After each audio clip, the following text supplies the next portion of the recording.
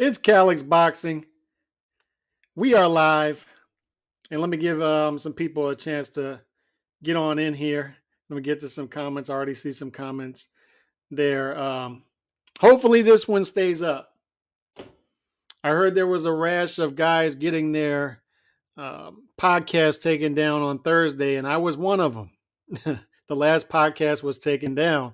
I don't know. There was a lot of YouTube boxing channels getting their content taken down, or several anyway. And I was one of them on Thursday. So unfortunately that happened. And hopefully, and by the way, I wasn't even able to appeal that. I wasn't even able to appeal that by YouTube. I'm not happy about that. I wasn't given a reason as to how I broke the terms and policies of YouTube, and nothing comes to mind. I'm assuming someone flagged my channel, my video, as they did several other content creators, and my podcast was taken down. So hopefully that doesn't happen again. Hopefully this is able to stay up. But let's talk Benavidez. Let's talk Canelo. Let's talk Triple G. We're going to talk all this because there's a lot going on, right? There's a lot going on. We had what happened on Saturday, several fights, and it wasn't a great day of fights, to be honest. It wasn't a great weekend of fights. The fights were mostly one-sided. You had a couple of good fights on smaller fights, but some big news coming today, and you had some guys stake their claim on Saturday. Anyway, Chauncey Pearl's in the building. I'm going to get reamed for this comment, but I ain't buying this Benavidez Mexican monster narrative. He still hasn't beaten anyone I could say is relevant to blowing him up like he's the killer. Agreed. And I've also been reamed for this, and it pains me to say stuff like this, but because I actually like Benavidez. I like Benavidez as a fighter. He looks the part, right? And you're right, he hasn't fought the level of competition that you like, and some of that is to his doing, some of it is not, and we'll get into that. But I just don't like saying things because I'll say things as a detractor of Benavidez and his career up to this point, then people just think that I'm some sort of Benavidez hater and then some sort of Canelo lover, and it's just not the case. I'm just trying to call it even on each specific case. And sometimes you can be seen as a hater and a detractor for that. So be it. It is what it is. This year's Chicago Bulls can look like world beaters if they were playing this year's Orlando Magic or the Pistons. That's just my opinion, and I agree. I need to see more before I call him some sort of Mexican monsters. No Paul in the building. Shout out to JC. Shout out to OJ22 in the building. Jesus M. The new narrative is Canelo ducking. And they're going to use this, and I'm going to get to this too, because they're going to use this WBC mandatory thing, right? They're going to use this as if, look, this WBC mandatory that Benavidez has is about as good as this paper that I wrote on that Benavidez has a mandatory. Because I wrote down the mandatories for Canelo's belts. And look, the WBC always takes precedent for Canelo, but like if you think that Benavidez getting a WBC mandatory slot angles him in to get a Canelo fight, then I'm sorry to break it to you. But we'll get more into that in a minute. First, I want to touch on some things that happened over the weekend. They're censoring. They are censoring. There's a lot of that going on, a lot of censoring and canceling. What is a more reality fight for Benavidez in November? I'll touch on that in a minute. Chicano Prophet in the building as well. And Chicano Prophet had an interesting theory, too, on Twitter that I saw that people are praising Benavidez a lot for this Lemieux victory, right? And he didn't think that he would see this because I said it on Thursday and Friday, right? I said that this is a no-value fight for Benavidez. If he looks good against Lemieux, he was supposed to look good against Lemieux, right? I don't really learn anything from this, but that's me being an observer of Benavidez over the years. I already knew who Benavidez was. Benavidez is a talented fighter, like an offensive machine. It's impressive what he did against Lemieux in that he can throw short shots against a shorter pressure fighter and land them cleanly. As a much taller guy, 6'3" with long arms, he's an offensive-minded output fighter. Like he's impressive. He's an impressive offensive fighter.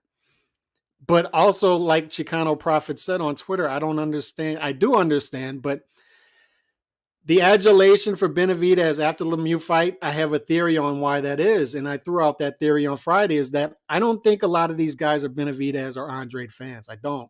I think they're using them as tools to devalue Canelo and Triple G.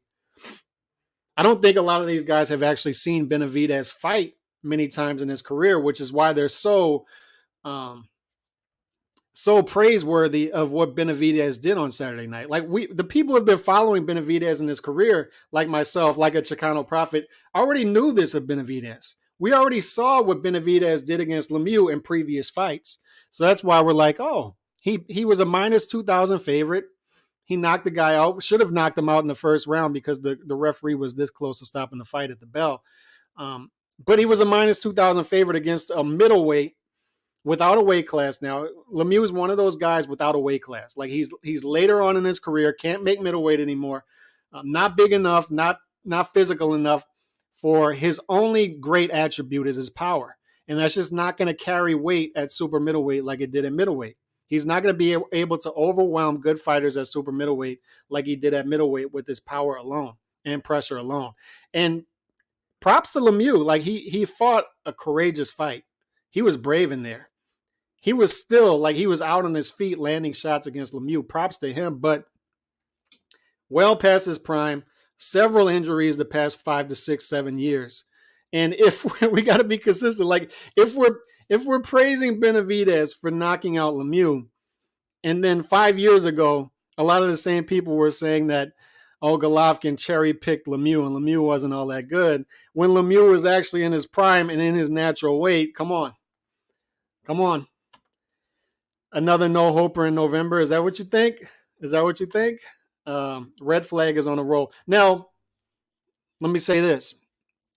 When it comes to Benavidez, we talked about some of the negatives, but let's talk about the positives. When it comes to Benavidez, when Benavidez gives his post-fight press conference and says, all these guys need to come see me, I believe Benavidez when he says that.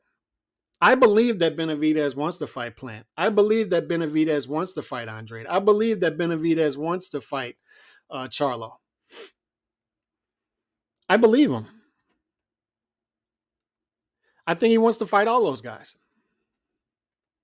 But what's going on right now? If we look at the landscape at 168, now let's look at the landscape, because Benavidez versus Lemieux, we know what happened. Benavidez knocked him out.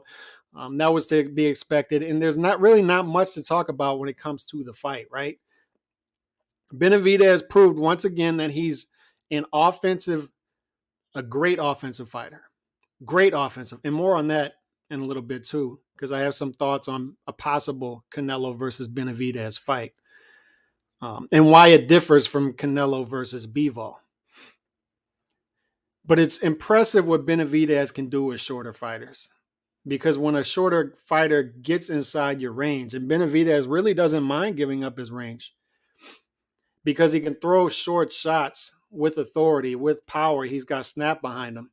And that's not normal. Like Benavidez is an impressive talent. He just is. I can see why people say he's the Mexican monster. I get it. Because the eye test, he passes it with flying colors. He just does. But when we look at the landscape at 168, he's now the WBC mandatory. Props to him. Morrell is the WBA mandatory. Zach Parker is the WBO mandatory. And it's going to be Svidenko versus Skull for the IBF mandatory. So those are going to be mandatories for Canelo, who has all 4 belts. And by the way, if you've been hiding under the rock today, Canelo is fighting Triple G in September. And I was so happy to hear that. So happy to hear that. Team Batman Boxing in the building.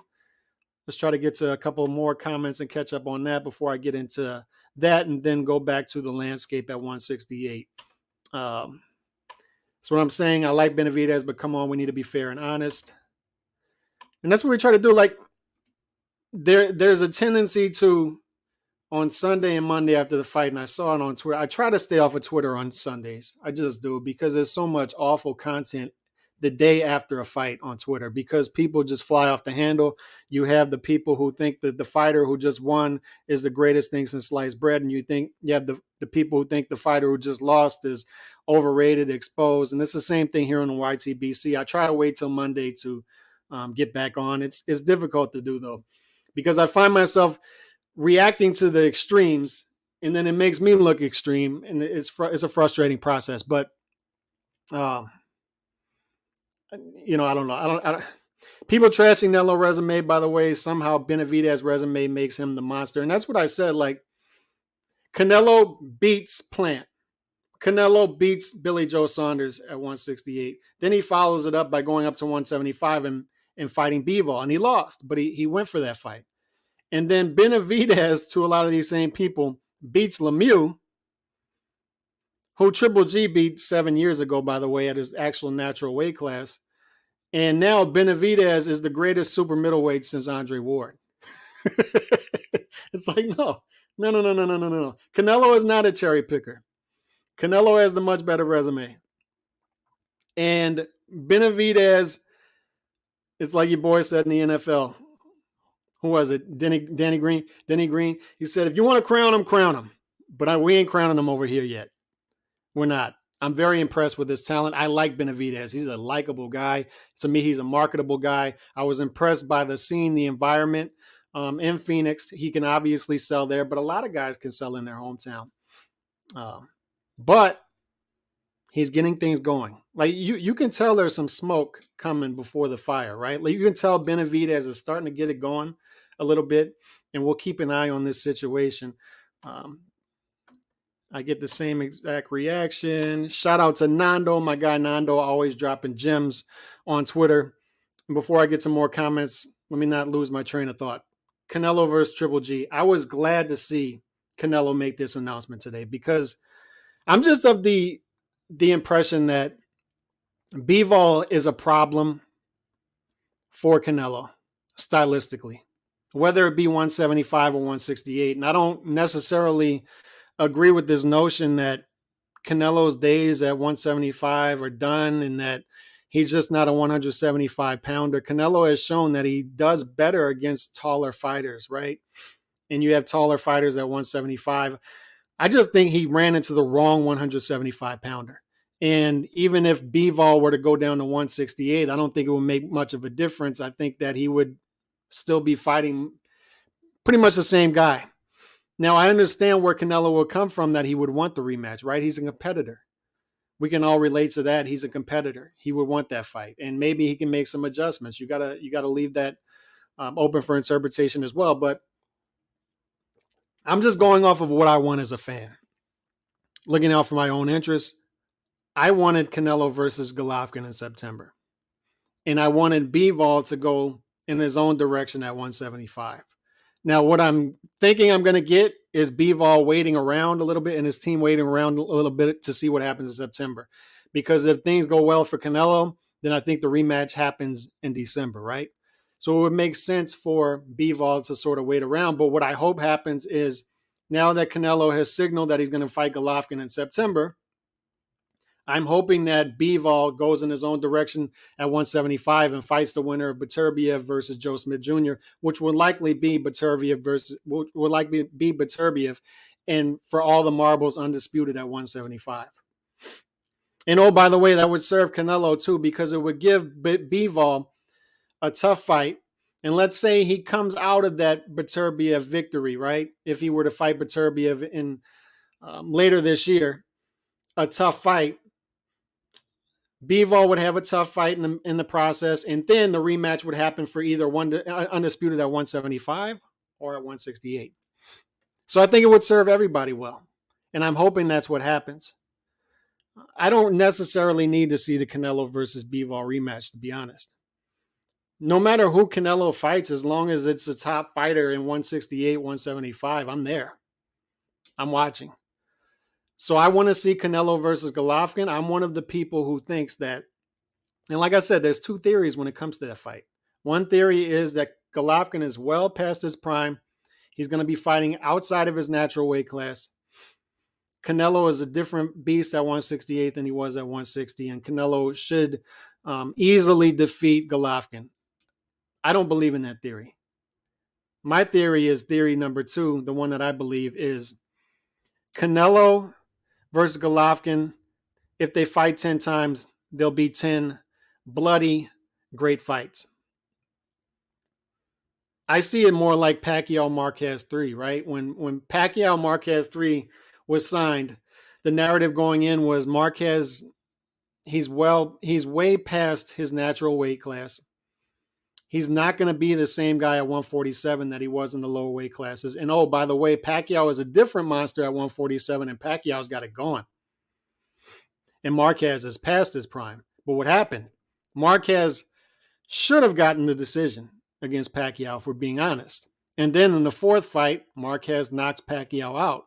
So the narrative was dead wrong. And we could have the same thing here. And I'm not saying Golovkin will win the fight and that Golovkin will knock him out. I'm not saying any of that. What I'm saying is I think that no matter how many times these guys fight, stylistically, they just match up with each other. Despite where they are in their careers, despite what weight class they fight each other, I think they just stylistically match up to where it's always going to be a close fight. I don't think either guy can knock the other guy out. And I think as you go through 12 rounds in a fight, both guys will have rounds where they make a claim for each round, right? They're both active fighters. They're both offensive-minded fighters. They both throw flashy punches. So I think it's going to be a close fight regardless. So that's why I want to see it. I think it's a more winnable fight for Canelo than the Bivol fight. Obviously, I think Eddie Hearn is excited about it because I think he would have rather seen Canelo go against Golovkin than Bivol. So I'm excited to hear this news. GGG going to get knocked the F out. You never know. I just doubt it, man. I don't think either guy can knock each other out. I think they both have granted chance. No more excuse of losing the title on the scales by Canelo. I don't understand what Canelo sees in Charlo. He seems like the easiest guy. Charlo is the easiest guy out of all of these guys in the equation, in the landscape. But first, let me touch on the landscape. They're calling Pitbull Cruz the mini Mike Tyson. He hasn't earned that. At least Benavidez is a 2-time champ, so he does have some Mexican killer to him, regardless of opposition.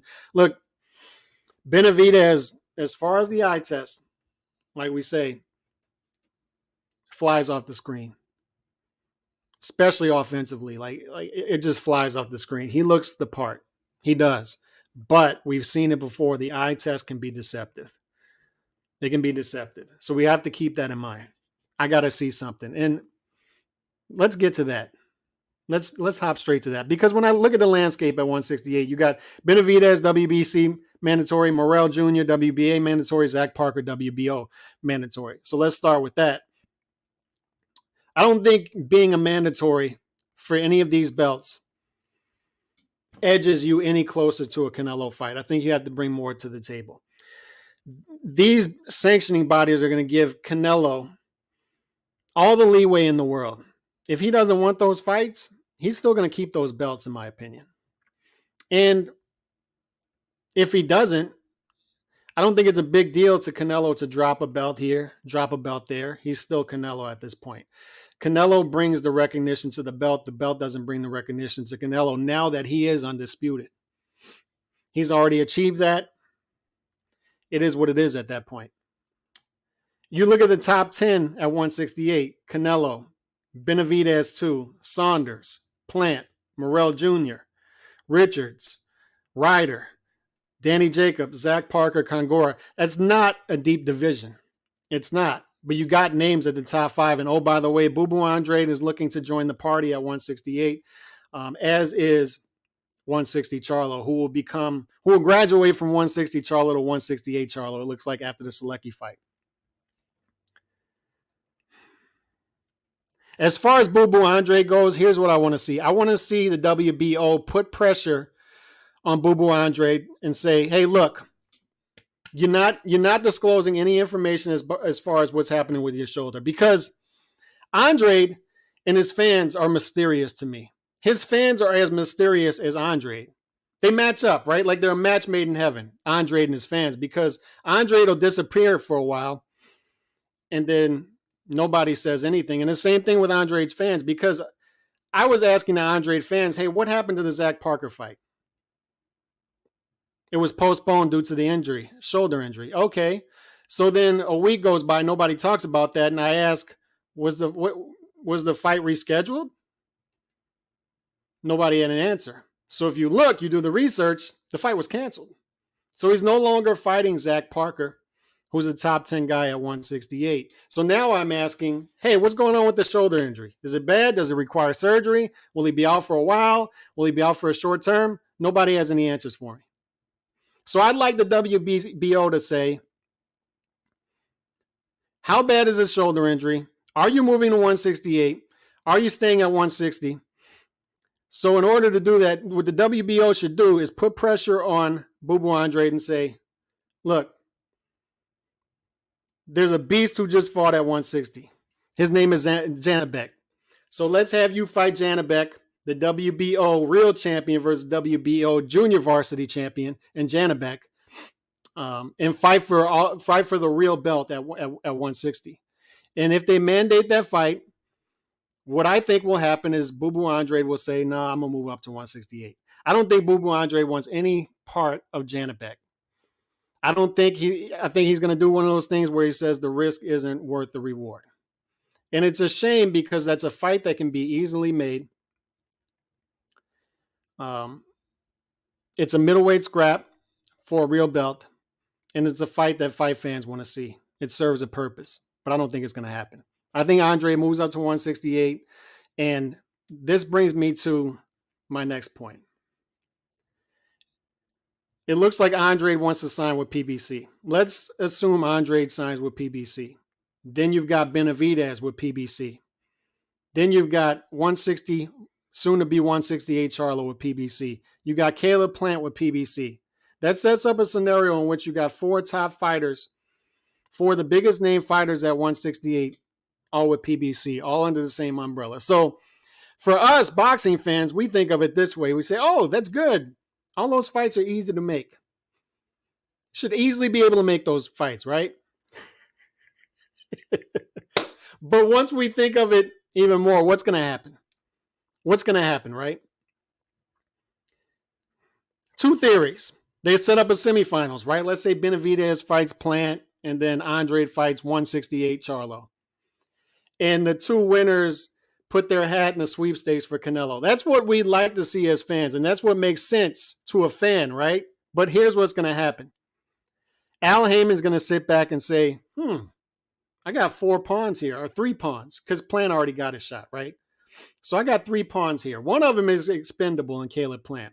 Don't really care what happens to him at this point. He already got a shot at Canelo. I can't really use him as a pawn. But he's going to use, if he signs Andre, he's going to use Benavidez, and he's going to use 160 to 168 Charlo, soon to be, as pawns to try to lure Canelo into a multi-fight deal with the PBC. That's what's going to happen. I hate to break it to people, and I hope I'm wrong. I hope I can come back to this screenshot and say, hey, I was wrong when I said this. I hope so, but I don't think I am. I think he's going to continue to treat these guys very soft, put these guys in winnable fights, put these guys in fights that are not going to put anything in jeopardy. And then he's going to come back to the table because remember, Canelo's sort of like LeBron James, right? He's the only fighter in this whole scenario who actually controls his career. LeBron James controls his career in that he'll sign a 2 to 3 year deal with the team. And then once that deal is up, he'll say, everybody bring me your offers. And let's see which one is the best. Canelo's the same. Canelo will sign a 2 to 3 fight deal with a certain company. This time it's DAZN. And then once that deal is fulfilled, once that contract is fulfilled, he'll say, come back to the table. Let's see what y'all got. Let's see what you can bring me. And Al wants to make sure that he has as much that he can offer Canelo in 2023 as possible. He wants to make sure that he can't risk a loss with Charlo. He can't risk a loss with Benavidez. He can't risk a loss with Andre. He wants to be able to bring all those guys to the table for a 3-fight deal with Canelo in 2023. That's what I'm thinking anyway. Plant is the only expendable guy at that point. But make no mistake about it. When we say these fighters are ducking each other, that's not really the case because they don't have the power to duck each other when it comes to these PBC fighters in particular. Benavidez doesn't have the power to duck anybody. Benavidez is going to do what Al Heyman tells him to. Same with Bubu Andrade if he signs with PBC. Same with 160 to 168 Charlo. Same with Caleb Plant. Caleb Plant almost lost out on the Canelo fight last year because Al was trying to use him to leverage Canelo into a 2-fight deal. These guys are going to be used as pawns. The only guy who controls his career, the only guy who has the power to even duck anybody in this scenario is Canelo. And by the way, I don't think Benavidez is ducking anybody. And I think Benavidez is confident in himself. When Benavidez says, I want Plant, I want Charlo, I want Andrade, I believe him. I believe him. I do. I think he has the talent. I think he has the belief in the system. I can't say as much with Andrade and Charlo. I can't. But with Benavidez, I believe it. So if we want to call him a Mexican monster in that right, then so be it. But he is an offensive machine, and that's going to bring me to my next point. Let me get to some comments first because I'm neglecting that. I guess because I don't know what that is. People that ducking. Let's see. I don't think Canelo on defending each and every belt don't make dollars or cents. He's not going to be defending these belts, man. He's gonna pick whoever makes the most sense at that point, both financially and legacy-wise. He's already cemented his legacy at 168, so at this point, the belts are either there or they aren't, right? Like he's going to defend, it looks like he's going to defend all the belts for undisputed against Golovkin. Whether he does or he doesn't, that fight's going to be the same. It's going to be just as big regardless. So to me, why not just drop the belts and get rid of the sanctioning fees? But if you're Canelo, you can negotiate smaller sanctioning fees, from what I understand, especially them short, crusty crab shots. Yeah, he can throw, like Benavidez can throw those small shots on the inside, like those tight shots for a guy that's tall against a shorter fighter. Like he's impressive, man. Like Benavidez is impressive. Lemieux tried more than fielding Kovalev, Callum put together versus Canelo. Lemieux was dangerous, the Wilder of the 168-pound division. One punch can change everything. I just never bought that. And I was telling G-Funky that Friday night, shout out to G-Funky. I was telling him Lemieux's not going to be able to set up his shots, but he did. He did land some shots. I just think that Benavidez didn't really respect his power. What you would say, he doesn't respect Lemieux's power. I just don't think Lemieux has the same power at 168 that he did 160, especially now that the legs have gone a little bit. And you can see that the legs were gone as soon as he got hit with the first big shot. He's just not the same fighter. When Benavidez fights cherries, I don't really give a damn. Same with all the other PBC cherry pickers. So I've seen Benavidez fight a few times, smooth, diminishing with surrogates. Let's see what else we got. Over, under. Let's see. Let me try to catch up on these comments before I get to my next comment. My next point I wanted to make. Over, under 4 rounds, people need to get a grip. And it was. It was. Like, Lemieux almost got to the over. So keep that in mind. Vegas saw an early knockout in this fight. This wasn't, what happened Saturday night wasn't anything otherworldly, but it does keep solidifying what we think about Benavidez with the eye test. He looks like a great fighter. He does, but looks like and is are two different things. We still need to see, but Benavidez is on the right pathway. You can tell that he's learned from mistakes, right? You can tell he learned from mistakes with weight. He was 166 for this fight. He continues to make weight. He fought twice last year. It looks like he's going to fight twice this year. I was happy to see his manager say that they want to fight again in November and they want to fight a big name. I hope so. When I look at the landscape at 168, there are names there. But it's going to be tough for him to get another PBC fighter in the ring with the landscape. But there are other guys there. Morrell's there. Will they sacrifice? Will they risk giving up their mandatories? But Morrell's there. You got a guy like, I don't think John Ryder will fight him because he's got the possible Canelo fight, but Zach Parker is available as well. You got guys there that Benavidez can fight. I just want to see him fight the best guy possible to him, available to him at the time. I don't want to see him back into a Canelo fight because it looks to me, and by the way, I would love to see it. It looks to me like it's inevitable that Canelo and Benavidez are going to run into each other in 2023. It looks inevitable to me. What I don't want to see is Benavidez back into that deal. What I don't want to see is Benavidez sort of limp into that by not fighting for a year and just hoping the fight falls in his lap. What I want to see is Benavidez continue to be active, continue to rack up knockouts, and continue to impress. Do it in Phoenix. Do it in front of your fans. That environment comes through the screen and get people excited about it. Like, build this fight up. Mexico versus Mexico. Do it Cinco de Mayo weekend or do it Mexican Independence Day in September 2023.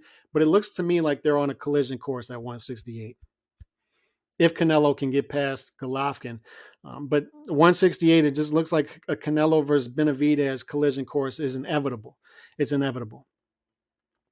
And more on that in a minute. The belts are on hold and so Canelo finishes up his contract with his own or he vacates. Benavidez ain't getting that fight until then. And yeah, I think Benavidez's team knows that, right? I think they know that they're going to have to wait till 2023. Canelo is busy. 50-punch combo to Porky's face was dope. And I like the 10-punch combination he landed at the end of the first round, all with the left hand. that was awesome. Like, he landed the uppercut like 6 straight times against Lemieux. He went for that first round knockout, and he almost got it. The speed for his size is impressive, too. It is. Like, Benavidez is an impressive dude. I think Benavidez would go out similar to Fielding. You know, I don't know about that. Raiders, and I'm gonna give my comments on that in a minute. Raiders Stadium for GGG Canelo 3. Might have to get some tickets. Oh, that's one I can't miss. I wanted to go to San Antonio in July for June for Sorang Vise and Bam Bam, but I can't. I already got plans that weekend. But Golovkin versus Canelo, I'm there. Or Canelo Golovkin, I'm there. Wherever it is. An easy fight to make, and it will have eyes. And his Plant versus Benavidez, that's the right to make. There's history, bad blood, and that's a possible fight, right? Because Plant, like I said, is expendable. He already lost to Canelo out of the sweepstakes. He says he wants a rematch. And I think that the PBC is to the point where they're believers in Benavidez's ability. So I don't think they may not see as much risk in the Plant fight. So that's a fight that could happen, and I hope it happens. That's the fight I hope happens in November. I hope so. You run from a monster. That's why they named him that. Boxers have been known to duck him, and he looks like a monster. Nickname isn't from his resume. Dummies. Just keep in mind, I always tell people this, I'll sound like a broken record. Benavidez would have gotten a shot at Canelo already had he not lost it on the scale. So keep that in mind. I feel bad for Morrell Jr. Those PBC 168 pounders be ducking each other 24/7. That's right. Haplo in the building. Shout out to my guy off the ropes. Let's see what else we got before I get into this next angle I wanted to work. I think if Nello does stop GGG, it'd be a body shot. And what a statement that would make if he does stop Golovkin. That'd be a huge statement. GGG Canelo 3 going to be like Marquez Pacquiao 4. Not many wanted that fight, but might have been the best somehow. I agree. I think it's going to be a great fight. That's the one I wanted to see. I don't know. There were Andre fans besides his mom, and she rooting for Canelo against him. Yeah, I just don't think he has many fans. Let's see. Shout out to my guy. D-Style, we got to be like MMA fans. Pump up all fighters. Call every top 20 guys a beast. They do that. They do that. My brother does that. Every UFC fighter is great to my brother. He's a UFC fan. I think Canelo, and by the way, they don't throw fighters under the bus after a loss. I think Canelo will eventually fight Benavidez and Charlo. And that's what Al Heyman is hoping for, which is why I think Al Heyman is not trying to put these guys in a position of risk. for the rest of this year. Once Charlo gets past Selecki, I think there'll be one more easier fight. If that, I think Benavidez will get the lightest touch possible without people being able to say that it's a bad fight, a bad matchup. But let me get to Canelo versus Benavidez, because I do think they're on a collision course in 2023. The mistake that I see people making already is comparing Benavidez to Bivol, and that's just not the case. Bivol is a defensive beast. I mean, he's just great at picking off shots. He's great at landing shots off of your misses, countering, i.e. He can make it a more economical fight if he wants to. And by the way, he can go back on offense, keep you on your heels like he did to Canelo, backing up Canelo in spots. So Benavidez can give you that. Benavidez can give you that part of it, that part of the equation. And both guys are physical fighters. But Benavidez, and he showed it once again against Lemieux, you will land shots against him. You will land some shots against Benavidez. Benavidez is not the elusive guy that Bivol is. It's not going to be the same fight. And it's one of the reasons I love that matchup. I love that matchup because it's offense against offense. And both guys are undervalued with their defense. That is true. I'm not saying Benavidez is a bad defensive fighter. I'm not saying that. But what I'm saying is Benavidez will sacrifice defense for offense. Like Benavidez will let you land some shots just so he can get his offense off. And Canelo will do the same. That's going to be a firefight. That will be fireworks. Canelo versus Benavidez is one of the best action fights that could be made in boxing. Benavidez is going to try to be on offense. Benavidez is going to try to back Canelo up. Benavidez has shown, and he did it against Lemieux as well, that he can fight on the inside. Incredibly good for a tall fighter. How he's able to work those long arms to land tighter shots on the inside, it's impressive. Benavidez has shown that he's a good combination puncher. Benavidez has shown that he's a good body puncher. He can do all of that. He's a great offensive fighter, as is Canelo. The issue for Benavidez is he hasn't seen anything close to resembling Canelo. And Canelo has seen some things that closely resemble Benavidez. So keep that in mind. And don't make the mistake of saying, oh, Bivol beat Canelo. He exposed some things that, and Benavidez can do the same. Benavidez can't emulate a lot of things that Bivol did against Canelo, defensively especially. That's going to be an all-action fight. Benavidez is going to have his moments early. I want to see how Benavidez's body and his head react when Canelo lands those first big shots. And that's going to tell us a lot about how that fight goes. Great footwork and underrated speed. He does have underrated speed as well. He's athletic. Canelo athletic as well. That's a great fight. It's a great fight at 168. And oh, by the way, I think Benavidez beats Plant. I think he beats Charlo. I think he beats Andre. I think he beats all those guys. I think he is, I've seen enough with the eye test. I think he is the second most talented fighter at 168 behind Canelo. I think he will be Canelo's biggest test at 168. It's going to be an all-action fight. But being that it's going to be an all-action fight, I think that favors Canelo over time. It's not going to be the fight that Canelo versus Bivol was, where Bivol was just able to extinguish the flames every single round, was able to put out every single fire that presented itself against Canelo. I don't think Benavidez has that part of his game, that part of a game that Bivol has. It's going to be all action. And I want to see how Benavidez deals with that pressure for 12 rounds. After Munguia beats Jimmy Kelly. Jimmy Kelly. And I could talk about how disappointing Munguia is right now for me till I'm blue in the face. But I'll have plenty of opportunities for that. I'm just so disappointed in Munguia and his team right now. Canelo will be on the back foot for parts. for parts, but Canelo will be able to back Benavidez up as well. As did Lemieux in spots, but like I was saying, like Benavidez, if he wanted to stop that, he could have. I think Benavidez gives up some of that in order to land shots as the smaller, shorter fighter is coming in. And it's impressive how he can do it on his back foot or front foot, land those short shots and do it with power. Remember GG's prospect who gassed out upset by Gongora would be an exciting opponent for the November fight. Both guys have speed and power. And yeah, and Gongora is in that top 10 as well. So there are names there to keep Benavidez busy, but he's got to stay busy. He's got to stay busy. Fight again in November and make your claim. Get another highlight reel knockout. Make your claim.